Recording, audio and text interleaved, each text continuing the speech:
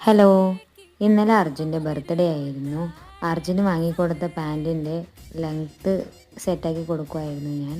Birthday ആയിട്ട് കേക്കൊക്കെ വാങ്ങാമെന്ന് ഞാൻ പറഞ്ഞതാണ്. അപ്പോൾ പറയാണ് അതൊന്നും വേണ്ട, ഫുഡൊക്കെ വാങ്ങി തന്നാൽ മതി, ഇന്നത്തെ ചിലവൊക്കെ എടുത്താൽ മതി എന്ന് പറഞ്ഞിട്ട് കൂട്ടിക്കൊണ്ടുവന്ന പോക്കാണിത്.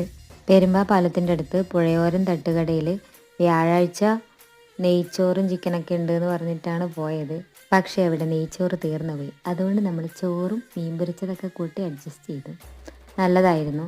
മീൻ പൊരിച്ചതൊക്കെ എനിക്ക് ഭയങ്കര ഇഷ്ടം. അയക്കൂറയും മാണ്ടയും, ആഹാ പൊളി ടേസ്റ്റ്.